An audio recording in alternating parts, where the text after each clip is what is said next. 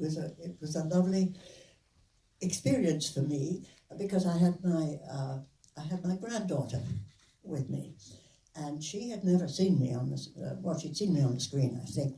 Maybe not, but anyway, it was her first time to be on a Disney set, which is pretty extraordinary, believe me. You know, when you're a young kid, and she was very young, even though now she's grown up and she's got a baby, but at that time, it was a first for her, and it was the most thrilling experience of her young life, to see you directing these extraordinary crowd scenes, massive numbers of people, and me as the balloon lady, you know, that was a fun thing for me to do. You know, you do it with one hand tied behind your back when you've done as many different things as I have.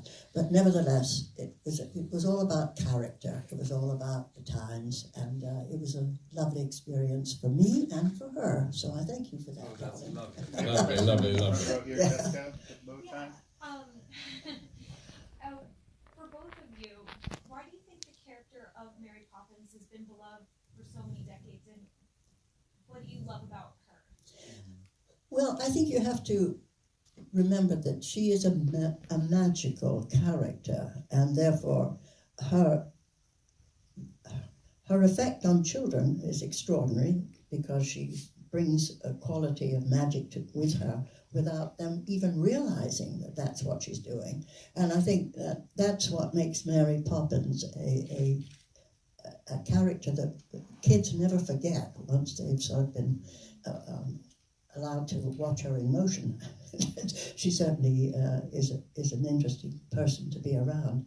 And I think that you have managed to bring that to this movie, is that the children are just dazzled by her, but they go ahead and do what she tells them to do.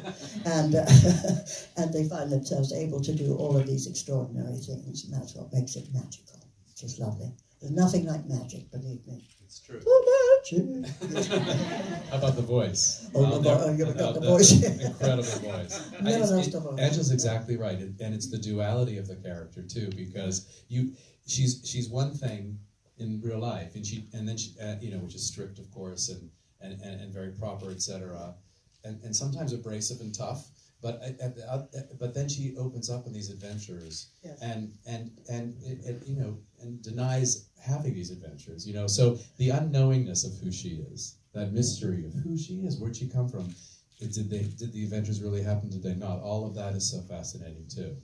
And I will say it does move into, in a way, for me, Eglantine from Bedknobs and Broomsticks. There's that eccentricity to the character that Angela played in that. And these wonderful characters that children, as Angela said so beautifully, can believe in and take them to these other places. Kids are so cynical these days, I think. And they grow up very